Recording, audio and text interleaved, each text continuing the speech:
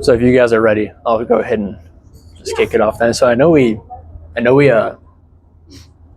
already kind of talked about it a little bit, but you guys can come on and sit down, have a seat, make yourself comfortable, I'm sure. I can. If I'm taking too many liberties, please let me know. I'll probably just video record you or something. Cool. Yeah, I'm recording right here too. So I'll have this up on YouTube later on, and I'll tag Fearless in it too. Oh yeah, that's fine. Great. So thank you all for being here. I appreciate it so very much. My name is Zachary, and I'm a polyglot and an author, local publisher as well. I got a question for you guys before I jump into it. How many of you guys at some point in your life, either in a formal setting like a class or on your own, have studied a foreign language? Raise your hand, yeah. Keep your hand up if you learned some grammar and some vocabulary in that setting and you knew enough to get by at least in the class or wherever you were learning. Like you didn't fail the class, right? Oh, fingers crossed. Cool, okay. Keep your hand up if after about 6 months from when you stopped, because I'm assuming you stopped, you retained what you had learned after 6 months of learning. Right, yeah, as what happens with most people. Now, not to rub salt in it, but I'm going to take a wild guess and say probably you started using Duolingo, Babbel, or maybe you went back to school to try to learn the language or another language. Does that apply to any of you guys? No? I see a yes. So some here, some there. Again, not to rub salt in it, but how did that work out for you? If you took what you learned in class and then in Duolingo, and then I plopped you in, let's say, Spain, France, or wherever speaks your language, could you get by confidently? And that's the case for 99% of Americans who learn a foreign language. And I'm not kidding. A study has actually found that 1% of Americans that learn a foreign language, they could spend 4 to 6 years studying. After quitting, 1% have any claim of knowledge or fluency to the language they spent so much time learning. And that's not that very, very often has very little to do with the student, and it has a lot to do with the education and the opportunities that they were provided. Now, that's not to say that all education sucks. It's just that they're missing 2 crucial elements, all right? They're missing the how to learn a language effectively and on your own, but also why you want to learn a language. What does it mean to you in the first place? It's very important that you start with why. Maybe you've heard start with know why you're doing something, because it tends to mean the most. There are plenty of reasons to learn a foreign language. There are cognitive benefits, there are health benefits, and of course professional benefits as well, if that is what you're going for. But you need to make it personal. If it doesn't mean something to you personally, then why would you care to learn it aside from like, oh, I need this for my grade? But that's not a strong motivator, and maybe you felt that before too. So one of the foreign languages that I've learned is French. Now, I spent 10 years in the Marine Corps, and I was blessed to go to various locations around the world. One of them was a country called Morocco. Do you guys know what languages they speak in Morocco officially? Not really. No. So they have Berber, which is a native language to them, kind of like how we have Navajo and Cherokee. That's triangles and circles, though. I'm not learning that, and basically nobody speaks it there, so it wouldn't be very useful anyway. They have Arabic. Not many useful resources, at least for free, and I needed it in a couple months, so I was like, okay, I got to learn quick. And then they have French. We share an alphabet. There's so much that you can learn. It's pretty widely spoken language, so I went with French. I knew why I needed to learn a language for a military application. I went back to Duolingo. I started taking my own notes. I applied my own methods. I even changed some of my favorite games. I gave it my own context, and I made it fun. I made learning enjoyable. So in a matter of months, I was able to speak confidently, to listen. I could get by in French. And then I got there, and I was not anticipating what would happen whenever I landed. So as I mentioned, I went there in the military. But we didn't fly in military aircraft. We didn't fly into a Department of State compound. It wasn't anything secret like that. We flew commercially, with military equipment, into an African nation where, side note, Al-Qaeda does operate. So whenever me and my friend land there, it's just 2 dudes with armored vests and explosives equipment. They're like, who the hell are you? So they detained us at customs immediately. And I'm confident that with how frustrated my teammate was and with what we had, they would not have hesitated to put us in the paddy wagon and take us down to Moroccan prison immediately if it weren't for my broken French. But again, I learned enough for what I thought I was going to. going to need it for. I learned like, hey, machine gun there, you guys come over here, like let's practice. I didn't learn, I'm not a terrorist, please don't arrest me. I didn't know what exactly I needed or want. I was focusing on my wants, not what I needed in the language, which speaks to another flaw in very much of American education. They don't address what it is that you want to learn, what the benefit is to you. Hopefully, why you want to learn a language and what you intend to do in the language does not risk you guys going to prison on a foreign continent for terrorist accusations, but you should be clear on what it is that you want to do and why that is. The way that I break it down in my books, which, yes, I do have books for sale, but much of my information is for free. What I want to do is I want you guys to be able to learn independently and effectively. Learn on your own. So if you guys do buy my book, great. If that's the last thing you ever buy to learn a language, fantastic. That's the point. If this is enough, again, that's the point. I digress. The 5 reasons why anybody would choose to learn a language typically falls down to one or more of these 5. You have academic reasons, like we mentioned in the beginning. You're learning it for a degree or a class. You need it for this grade or whatever. Or you want to teach it, something like that. Industrial, a work application. Just like with me and the military, I needed it for work. There was an industrial need for me to learn French. There's heritage, which is my link to German, which I'll get to in a moment. I felt some familial tie to it and I wanted to get back in touch with that. So that's why I took up German about 13 years ago. Then 4th, you have lifestyle. Think like people who expatriate, they leave their home country and then they go live abroad for an extended period of time, but they may never renounce their citizenship to their home country, but they're going to need it for a lot of applications. And then last is leisure. Think like you want to enjoy your favorite show or a different book in the native language. It's just for fun. It's not for business. It's not necessarily for health. You just want to have fun in a different language, and that's okay. Any one or more of these are perfectly legitimate reasons to learn a different language. You should just be clear on which one or ones of these apply to you. So that's why. But what about the what you want to do? Similarly, how there are 5 reasons why somebody learns a language, I say that there are 5 different types of fluency. Now, some of them are perfect one-to-one crossovers, like academic and industrial fluency. You need it for your degree, you need it for your job. But then you also have native, which I say this can only be one language. Even if you grow up in a bi or a multilingual household, there is one language that will get most attention in your life. That, I argue, is your true native language. And because you grew up in that setting, you grew up in that environment, you will have a particular type of familiarity with that language that students can simply never attain on principle alone. What they can achieve, however, is near native fluency.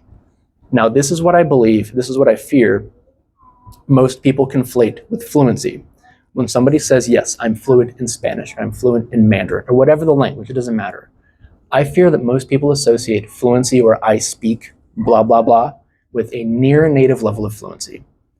The problem with that is that sets a grossly overestimated and overblown expectation of anybody that speaks the language, but also that for anybody that's learning the language, as though if you don't have some near native level of fluency, then you just don't speak it, and which you haven't been spending your time adequately, and it leads to all kinds of other problems. The last type of fluency is my preferred target of fluency, and what I would implore everybody take as their target level of fluency: conversational fluency. If you can get by in a day-to-day conversation, if you can order the coffee, if you can ask for your hotel and get directions, and if yes, you can speak about basic things that you like, that mean something to you in a basic manner, you've reached what I call conversational fluency. And there's a very close corollary to literacy, because of course you're not speaking to books, or books aren't speaking to you typically. Explorative literacy. Being able to learn in the language. If you can understand 98 to 99% of what you're reading, and then pick up the things that you don't know based on context, or do your own research in the target language, and then learn it like that. That's what I would call explorative literacy. And that conversational fluency and explorative literacy is the baseline that I would set, is I believe the healthiest expectations to set for anybody that takes up a foreign language. So that gets to the what. And those will guide you on more of the specifics, like, yes, conversational, for what? I like coffee, I like bread, I like travel. Okay, then apply those. Know the why and know the what. And just let those be the guiding principles, your North Star, through the hills and valleys of learning a language, because there will be hills and valleys. It is a foreign language. It is new to you and it will be challenging. You're going to make mistakes and that's okay. People expect you to make mistakes. It's pretty obvious whenever, like let's say if I were plopped back into Morocco right now, it would be pretty obvious that I didn't grow up speaking French. They're going to notice that. And not only my assumption, but also my experience, they're all okay with that. And if they don't know enough French, because some of them actually didn't speak French, or like, I'm sorry, I only speak Arabic. Hey, you come here. People want to help you.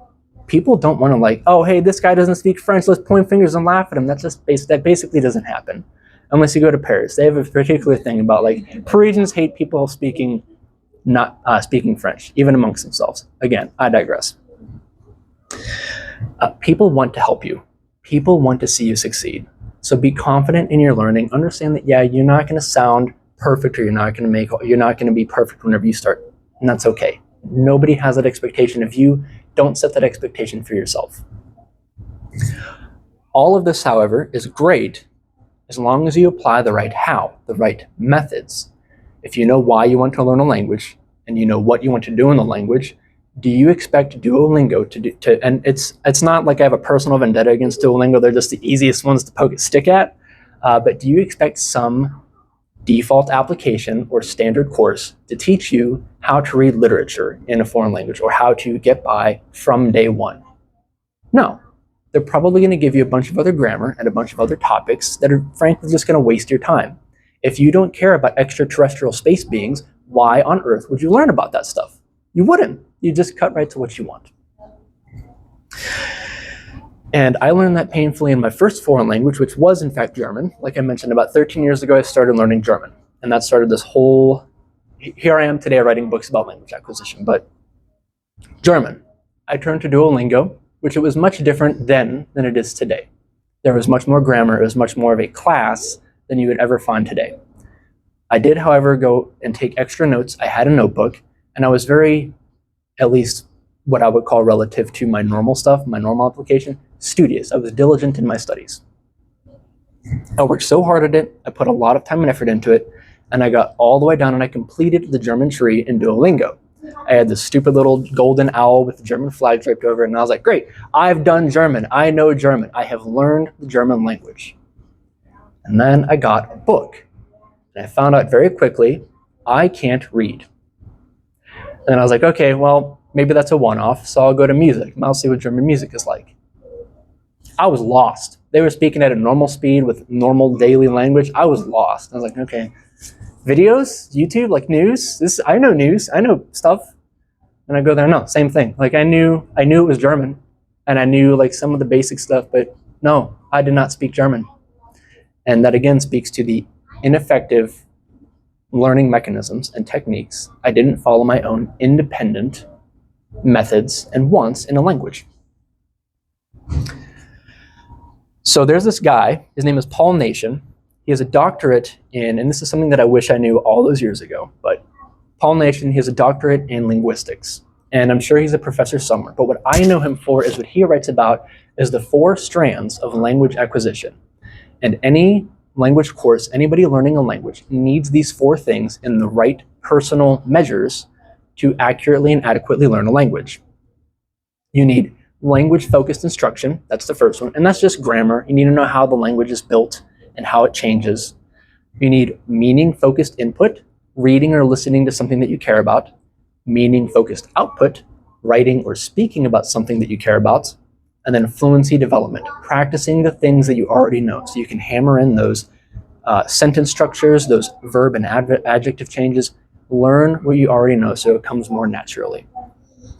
Most resources get the first and the last one kind of right, and then they tend to be pretty abysmal at those middle 2, input and output. They teach you some kind of grammar, but they spend far too much time on it. How many of you guys in high school, because I'm assuming you all learned a foreign language in high school, how many of you guys remember this? You had a table of how a verb changes, and they were like, learn this table. I have a question, no time for questions, learn this table. I was like, okay, there's 18 different things up there, and I got to learn this for a test in 3 days. What do I do? And then you get by the skin of your teeth, and then it's on to the next one. Learn this table. And it's not effective, especially whenever they don't point out, like for example in Spanish, yes, 18 endings, but if you learn 2 patterns, you learn the entire tense. How much easier would it be if you know, oh, I got to learn those 2 things instead of these 18 things and all their various applications for people and quantity? Like, just learn 2 things. It's easy. They spend too much time on an inappropriate teaching of grammar.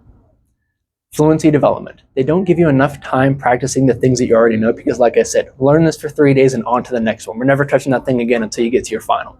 Okay, great. I'm going to bomb that one too. They're good at developing a habit, though. That is undeniable. I got down to the bottom of the German tree. I completed the whole thing because I spent time learning German. I spent time in German. So yes, I went there every day and I built a habit of learning. It just wasn't effective. I didn't do it in the right manner.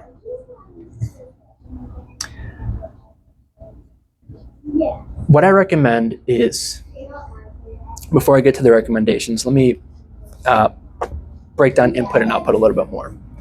So the first book that I ever read in Spanish, and by this point, so Spanish is the most recent language that I've taken on.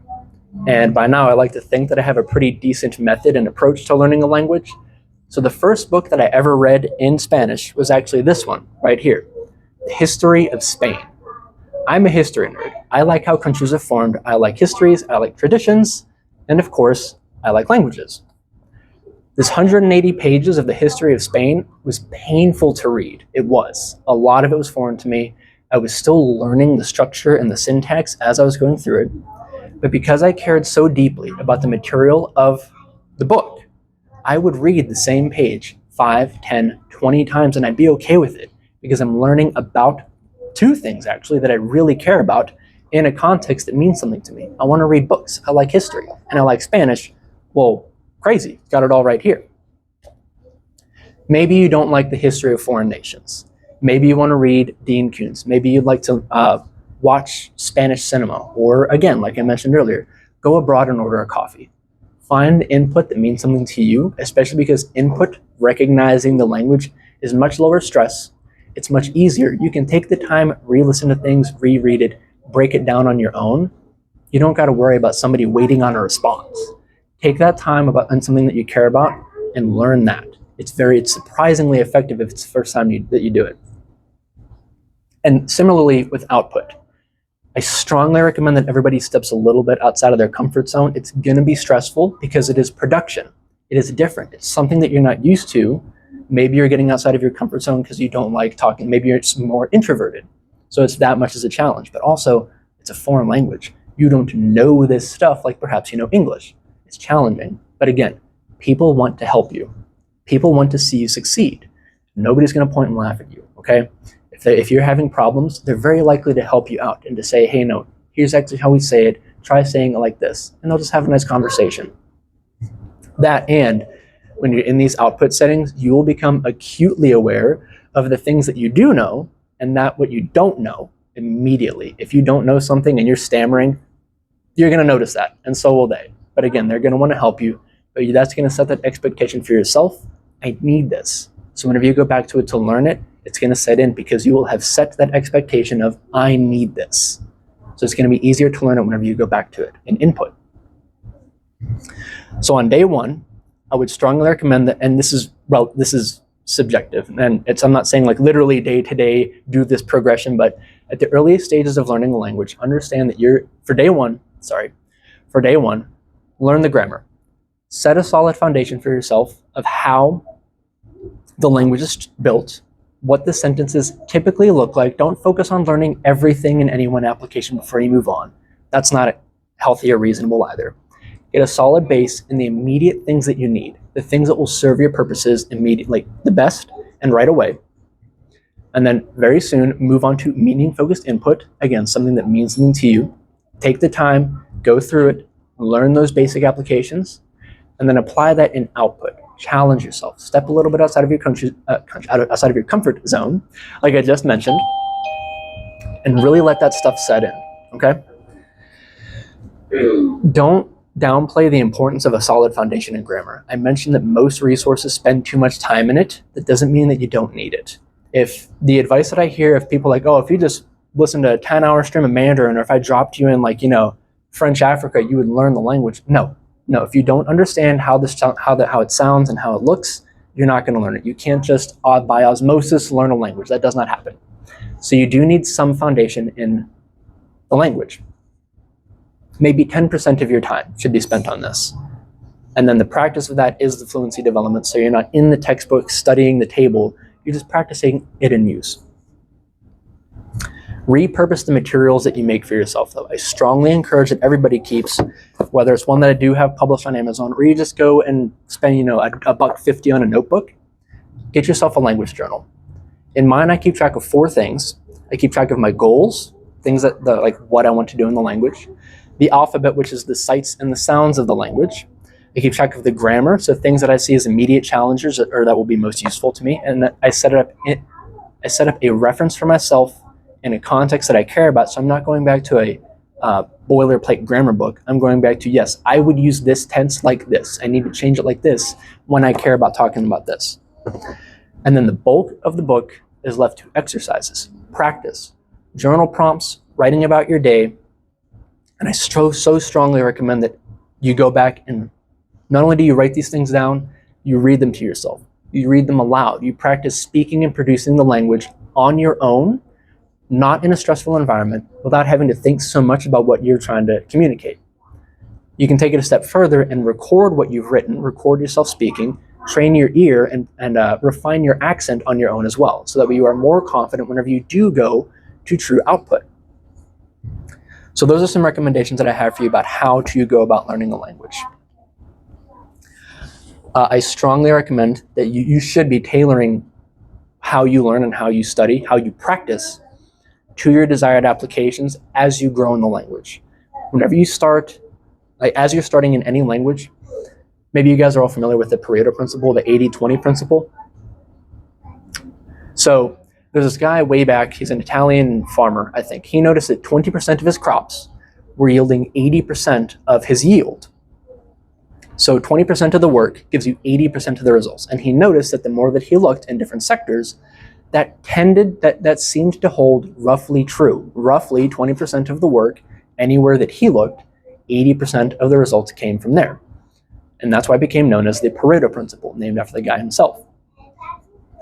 In the first few weeks or months of learning the language, you are in that 20% that gives you 80% of your results for the rest of the time, for the rest of your life in that language. Take your time here and make sure that you're doing it properly. Make sure you're doing it well, and shorten that time frame to as much as you possibly can, so you can get to those things that you truly care about. If you don't care about speaking, it's good to learn, but once you learn and once you're confident, then ditch the speaking and get to reading. If you want to read more, vice versa. If I mix that up, I think you know what I mean. But yeah, so that's the why. Know why, and know why you want to learn a language. Know what you want to do, and let that be your guiding principle on how you apply it in your own personal context. And with that, it's not just one language or 2 languages. Every single language on planet Earth then becomes easy. I promise. And I hope you guys see that by now. And I write about that in my books, like I've mentioned. I have some of them here for sale. Others are available on Amazon. But again, you guys don't have to buy my books. If you guys take everything that you can get from this, and you guys learn from there, perfect. My goal is to help you learn independently, like I mentioned. All that said, though, thank you very much for your guys' time and attention. I so very much appreciate it. And if you guys have questions, I'm here. Thank you so much.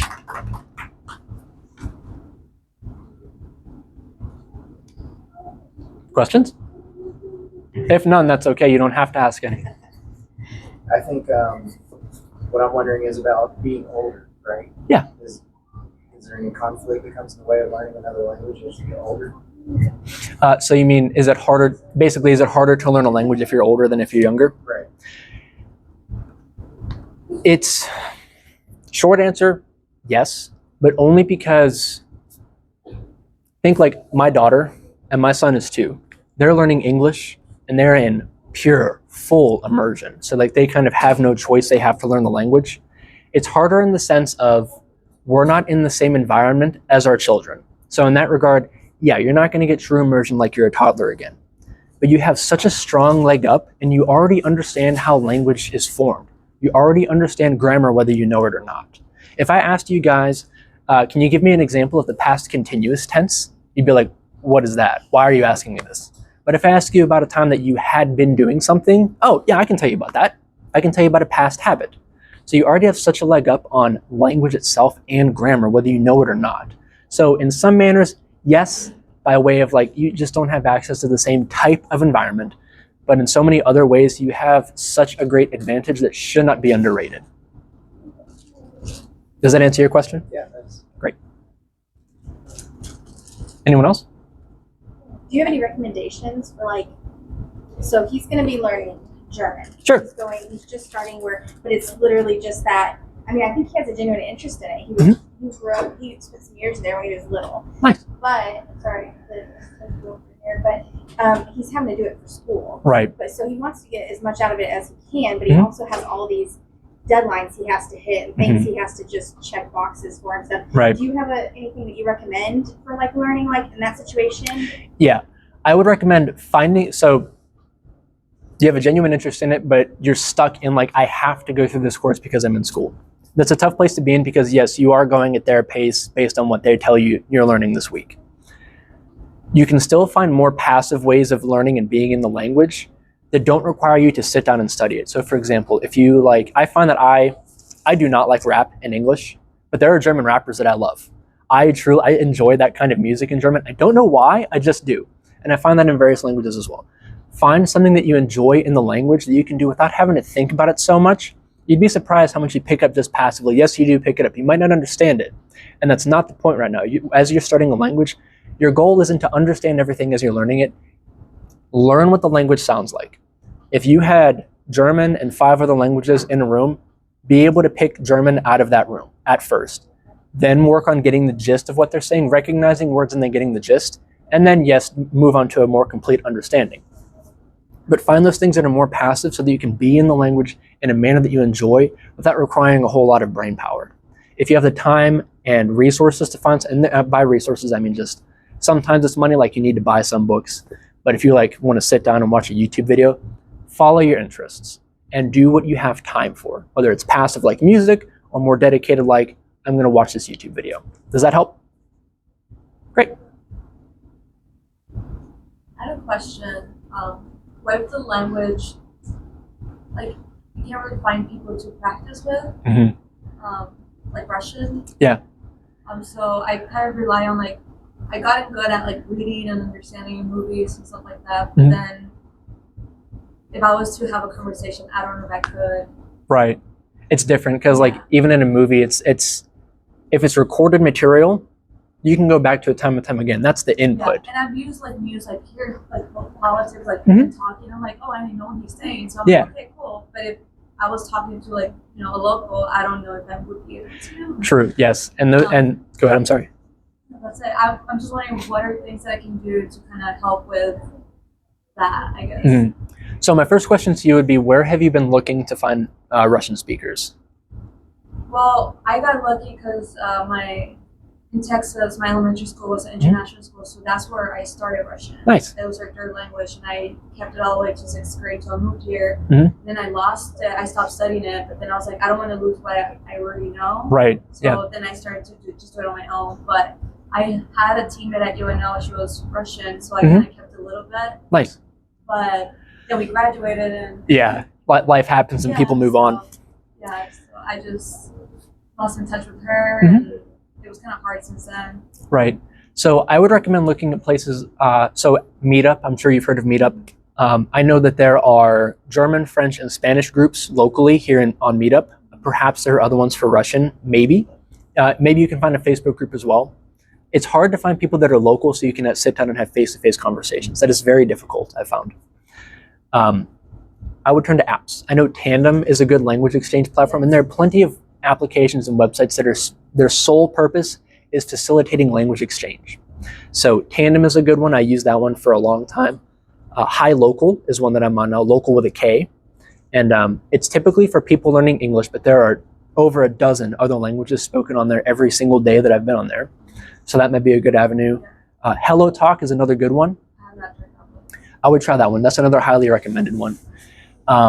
And there are plenty of other ones too, like italki is a good one where you can find inexpensive tutors. And yes, it's something that you got to pay for, but it's It's $8 to $10 for a lesson. It's not crazy expensive. So if you have the resources for that, that's an option to you too. But yeah, I would start looking online and start looking at apps because there are plenty of people that are willing to do language exchanges. Just be wary because you're downloading somebody else's software. So of course, privacy and security, take that with a grain of salt. But those 3 applications, Tandem, HelloTalk, and Hi Local with a K instead of a C, I strongly recommend those ones.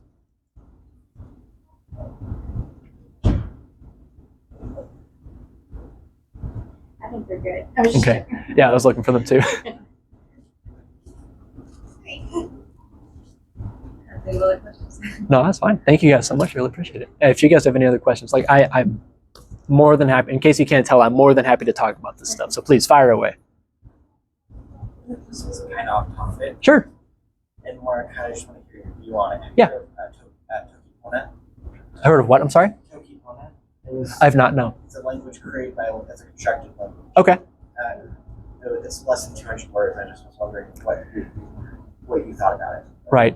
So maybe I have, because there's this guy that I follow on YouTube, Rob Words, and he finds. Yes. Okay. So maybe that's the one that because I thought it was 400 words or less. There are some. So constructed languages are a thing, like he mentioned with Tokipona, I think he said. That's what it's called. There's another one called Esperanto, and that's in the example of Esperanto, that was formed and constructed as a way to be a neutral replacement for a global language. Surprise, surprise, it hasn't really taken off. But people make languages today. I'm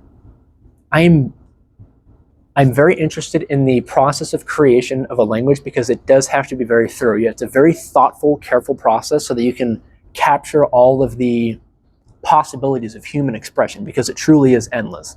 And the way how they do that in 200 words or anything less than 50 or 60,000 words or millions of words as we have in English, it's fascinating to me. I'm curious about the true efficacy and how useful of a language that would actually be an application. But I'm aware of it. I'm not studying it anytime soon, nor really any constructed language, but I'm fascinated by the process and I'm very deeply impressed by how people have done that. I've never heard of it. Yeah. Yeah, it's far from the only ones. And you're already familiar with some, probably rather familiar with some constructed languages like George R.R. Martin. He wrote, it's an HBO series and a whole book series. Iron Throne. Game of Thrones, that one. Yeah, Game of Thrones. He made a whole language for that one. In Lord of the Rings, the elves speak a language that's an actual language. Star Trek, the Klingon have their own language. That's a true, fully thought out language. So we have constructed languages in current media. You're already perhaps kind of aware of at least aware that it exists, whether you know it or not. But yeah, no nation is adopting that as their. I don't see any nation adopting that anytime soon, though. Is there a language that that was just really, really hard? Well, I guess my question would be, what was the toughest language that you kind of learned or? So the hardest one that I've taken on? Yeah. So I have taken a crack at both Arabic and Mandarin Chinese. I have found Mandarin to be surprisingly easy and Arabic to be the one that I found most difficult. And perhaps that is simply because there are very few resources available outside of engineering and business. It was really weird. Every single one that I found was about construction and engineering and business, but that's kind of an aside. The grammatical structures of Arabic and the wide array of variations in Arabic make it extremely challenging to learn one form of Arabic in an effective manner because of resource availability, but also one that will be broadly applicable. Because if you go to the Middle East, you might be told that modern standard Arabic is the one that everybody knows. No, colleges and news know modern standard Arabic, but if you go to Iraq, they speak Mesopotamian Arabic. If you go to Jordan, they speak Urdu, which is a different type of language. If you go to Morocco, yes, they speak Arabic, Maghrebi Arabic to be specific. They have different intricacies in words, much more fractured, frankly, than we have in English, like between American English, Scottish English, Australian English. It's not the same. It's much more fractured. So in short, the most challenging language that I've found is actually Arabic and not Mandarin. It's interesting. I always heard Mandarin would probably be the toughest one to learn. Yeah. You didn't know English already. Yeah, so it does have its own challenges, like tones, for example. Mandarin is a tonal language. They have four, technically five, but four formally recognized tones. They have a rising tone. They have, it makes kind of like an M, and then it flattens out. So rising, dip, down, and then a flat tone. And that, if you use the wrong tone, it conveys a much different meaning. It does. But people tend to understand you. We have tonal language in English too. Think like if somebody says something to you, would you be insulted by that insult? Are you content with this content that I've provided to you today? So we have tonal language. It's just applied, yes, very differently, but the concept still exists. And that's actually something that leads to something else that I didn't speak about earlier. Language transfer. Grammar, like all language transfer is a solid foundation in grammar. And grammar around the world is finite. So a thing is a thing, regardless of the language. Actions are actions, and so on and so forth. So if you know, yes, tones, we use different tones. We have different accents. If you know grammar, you know how to learn a different language. It's just that we don't outwardly know grammar because most people don't go out of their way to learn a foreign language. And maybe I'm kind of drifting off and going on a rant now, but I wonder if that's why they try to teach you when you're taking a course, like how to say dog, like stuff like that. Because this is what it is. Right. When you try to construct it all together, that's the tough part. I lived in Beijing for a year. I was teaching Oh, wow. English there, and the tones was something that they were like, just master the tones, be able to catch the tones, because it could be just a flat and a the rising up, and it means a Right. different thing. And the preschoolers, the kindergarten, they'll correct me, so that kind of helped too. They're like, they thought it was funny, like no, man. So that was helpful. I was gonna ask, like, I think it was harder for me, the characters. I recognized them separately, but then once they were together, that's what it was. And that's another challenge with Mandarins and other character-based languages, certainly, because Mandarin and other languages like Mandarin don't really have an alphabet. They have a series of what they call radicals, so character fragments that they piece together to build the character themselves. But even then, that leads to tens of thousands of different characters that can exist. But all of that exists within the confines of, I think it is 400 or 300 and a couple hundred sounds, and that's including tones because they have initial and final sounds. Whenever you compile all that together, though, they don't have an alphabet. They don't have different spellings. It's not like, oh, the double L here means it's this one. Like, no, here's this character. You cannot infer the sound, but even then, it's only 400 sounds. So which one is it? Context helps a lot, but then you look at the writing of it, they don't have spaces. It makes it very, very challenging to read it. It's kind of a mess whenever you're coming at it from an outsider's perspective. But even then, the concept still exists. It's just a different application, which, it being so foreign, makes it really challenging. It's a big hurdle to get over. Once you're over it, though, you're smooth sailing. What do you think writing would be? Where would that land in, like, I guess when you learn a language? Because for me, I think conversational should be one of my main goals. Right. But for some reason, I always end up going towards more like books and stuff like that. Yeah. I can't find really people here as much. Mm-hmm. In China, it was easier because I lived there for a year, but then once I came here, I tried to keep in touch with my teachers, my parents, and stuff like that. And I do have a couple of friends here, but like Russian, that was the hardest one. So I feel like I understand more by text and reading. Yeah. But I feel like conversational, I wouldn't be able to, like, I don't know. And I had the same experience because when you're exposed to the audio, whenever you're listening to Mandarin, it's, oh, well, which way is that? Like, oh, which one is it? But whenever you see the same characters enough, you begin to recognize that is that appearance. This is what that means. And especially I can see how it trails along with the rest of them. And that goes back to input is just easier than output. You have time to sit there and reread what's being presented to you in any language. But of course, certainly in Mandarin too, it's more simple. You have more time. It's less stress. So of course it's going to be easier. And listening to it and then somebody's waiting on a response, and not only that, the correct response, it's more stressful, it's more challenging, and like I said, you're acutely aware of what you do and don't know in that setting. So I hope I'm answering your question. If not, please let me know. Anything else? Daddy, About anything? What's up, he's baby? making free popcorn. Of the What? day. Yeah, may I have some after my apple? After your apple. Yes, ma'am. I love the question. This is great. I'm just thinking about like the languages that I wanted to learn throughout my Sure. life, right? And growing up, it was always Japanese because of video games, right? Yep. Because there were certain things, but now just with the progression of technology, there's translation patches and all this stuff. Yeah. So then the desire kind of leaves for that. And I lived overseas a lot of my life. Mhm. I was also in the military, and just like you're saying, right? Like nobody's gonna make fun of you, right? Right. They kind of like it. My only run-in with that being the opposite was in Germany. Really? Interesting. Because they're like, I know English, just talk to me in English. Yeah, and I think part of that is because like the Parisians that my limited experience in Paris, so again, not to just poke at the Parisians, it's just what I know. They will get aggressive with you if you go there and you don't speak perfect Parisian French. They will get aggressive. Maybe this is just an assumption that I like to have of people that are like, no, I know English. They just want to make it easier. They feel like at least that they're making it easier. Like, I know you know English and I know English well enough, so let's just do that. Or maybe they're excited and they want to just practice their English. I don't know. Maybe it's that. It could be the reverse. Yeah. They don't want to practice. Like I love next language. Yeah. Yeah, because like if they work at the airport, they probably have every single day, dozens of opportunities. But like, may I ask where this was in Germany?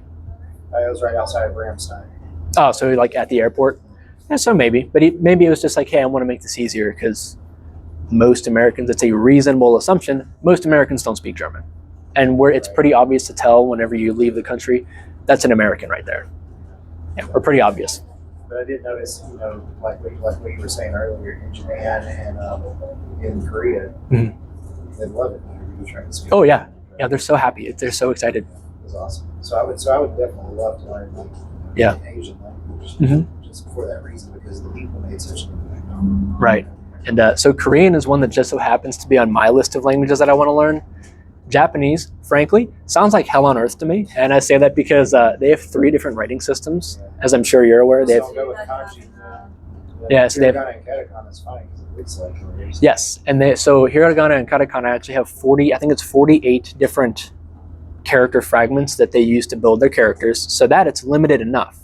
But then they have kanji, which has 2,000 to 3,000 different traditional Mandarin characters that they carried over from long ago.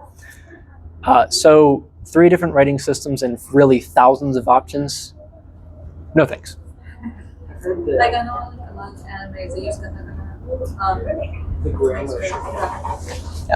You were saying? grammar structure kind of mixes to like English speaker how the grammar setup. Yes. So in Japanese and in Korean as well, they have a similar grammar structure, at least much more than you would find in Mandarin or Cantonese. So Korean and Japanese, they have they change endings for quantity, they change endings for gender. They have it's a much more familiar grammar when you look at just the root grammar concepts. The application, of course, is different.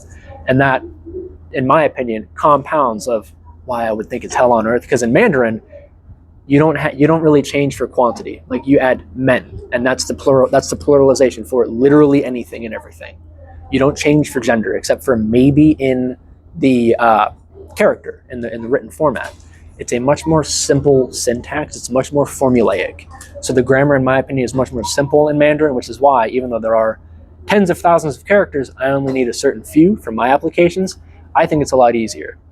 But then you go to Japanese, it's like, yeah, you have the same problem with characters, but then you add on a romance grammar. No, thank you.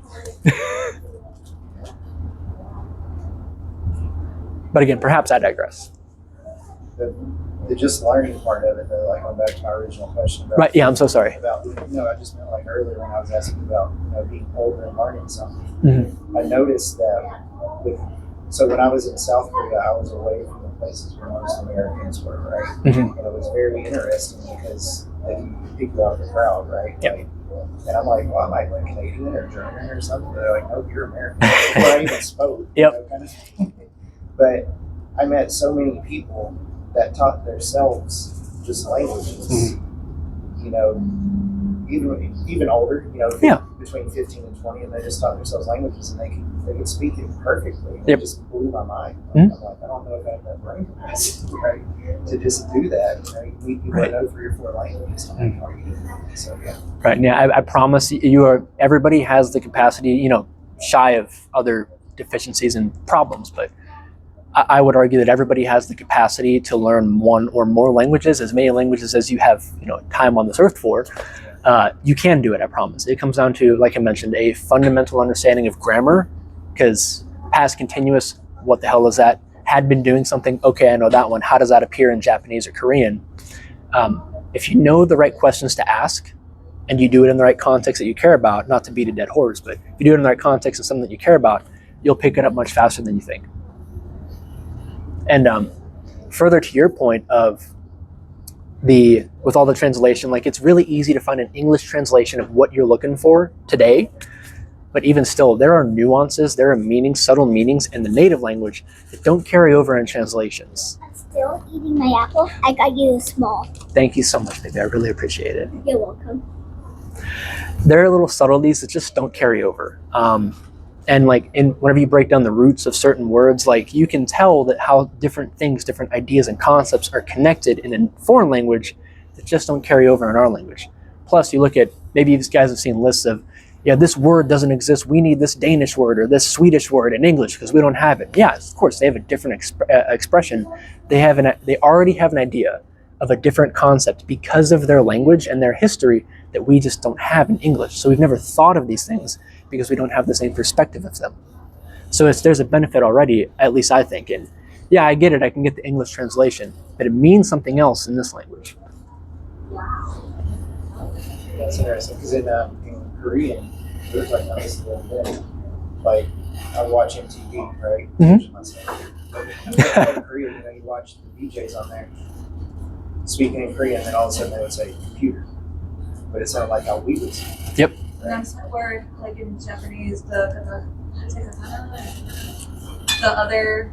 Right? Oh, hiragana and katakana? Yeah, that one. That's when they say some American words, Mhm. some in English. Yep.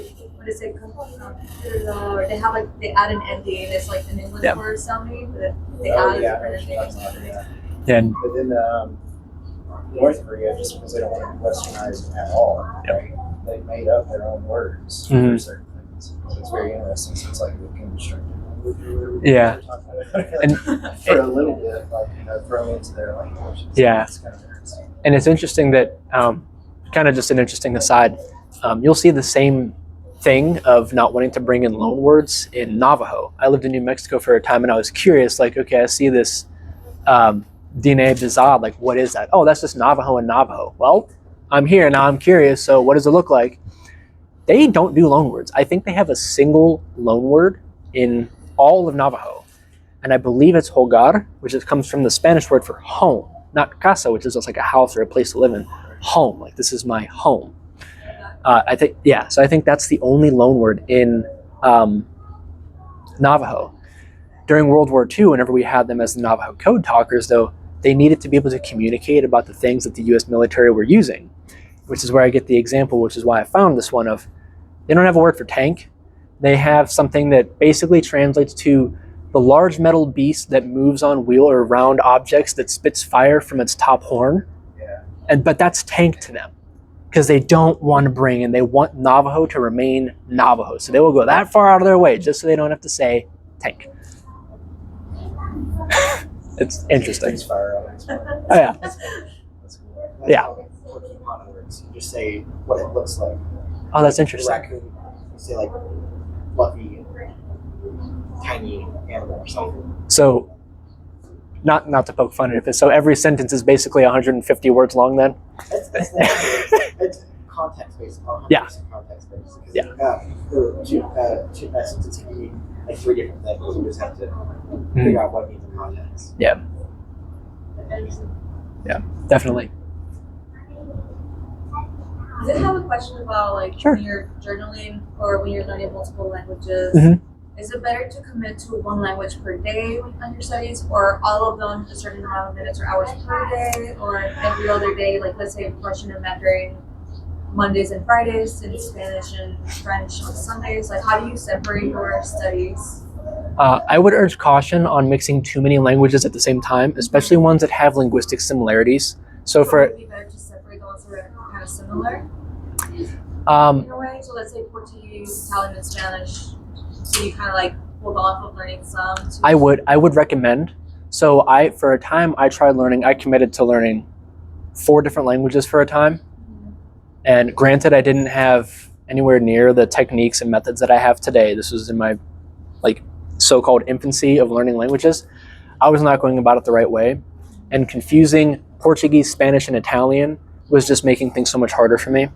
What I would recommend is if you're going to mix up whatever amount of languages, have active and passive days. And so you said Russian, Mandarin, Portuguese, and which other one? Italian. I would say have an active day for Russian and Italian, and then an active day for Mandarin and Portuguese. So yes, Mandarin and Russian are certainly far enough apart. Yeah. You don't got to worry about mixing those up. Keep those other 2 separate.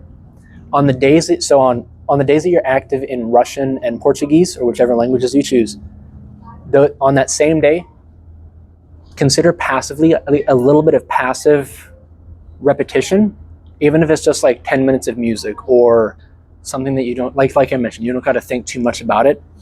So that you can still have that main focus be on the target languages of the day, and then flip-flop on the day, and then just do like kind of like how there's like pull days and push days for some people in exercise routines.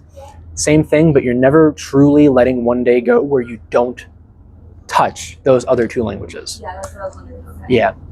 But again, I'd urge caution because it can get confusing Yeah. and really overwhelming. Well, the only reason I even got interested in Portuguese is because in college, all the soccer players in our school were from Brazil, and Nice. Portuguese. I'm like, I kind of like half understand because my first language is Spanish. Oh, nice. So then I was like, that's kind of cool. So Yeah. then I started, studying it. But then I got interested in Italian, and I was like, this is just too much similar, but too different that I don't even know which was Portuguese and Italian at this point. So I kind of took a break from it. Right. But yeah, I was just kind of curious what your thoughts were on that. Yeah. That makes more sense. Yeah, and it's going to help a lot because you already have the background of Spanish. Portuguese and Italian, both of them are going to come a lot easier to you. Not only because, yes, they are similar already, as in like they share basically the same alphabet, but they're all Romance languages. It's not like you're going from Spanish to German or Spanish to Icelandic. So you already have that leg up. But again, space them out, have your so-called push and pull days, your active and passive days, and keep the similar ones separate, but never let a day go by where you don't touch a single language. That makes more sense to be honest. If we come back into contact, please let me know how that works out. I'd really love to hear. For sure. Because you probably don't recommend to start 2 at the same time. Like get far into one and then start the other. Right, I would recommend against it. So on my total list I have of languages that I've learned that I want to go back to and want to learn, it's approximately 10, and plenty of them are similar. So like Spanish, French, Italian, I've already learned those ones, but I want to go back to French and Italian. But Afrikaans is on there, which is in South Africa. That shares the same alphabet and a lot of grammar. The way I'm going about it is 1 language per year, and that's not only for what I'm learning, but also for what I'm writing. So I'm documenting my learning process, I'm making my own resources and publishing those as well. All that aside, I'm committing each year to a specific language. So that way, okay, I'm going to fly through this as fast as possible. I'm going to hit my goals. I'm going to prove my own process, but also move on to the next one, and then just dedicate the next year to, let's say I go back to French, or like, okay, now this year is Hebrew. I'm going to learn Hebrew. So 1 language per year. That's what I'm doing. But of course, there are ways to go about it. I would urge against starting 2 languages at one time, but some people want to do it, and there are certainly ways to go about it. Just understand that your rate of progression, whether it's 1, 2, or 4 languages, it's going to differ. And the more languages that you pile on, especially that are more similar, it's going to drag that out more. It's possible. You just need to set the right expectations for yourself.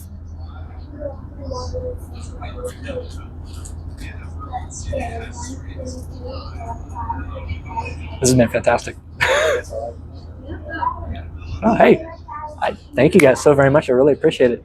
And thank you again for all the questions. This is great. Thank you. I tell him all the time, just say bits of everything. You're good to go. So, Just what? just say bits of everything. Oh, yeah. Oh, God, yeah. It's amazing things like that. And That confused me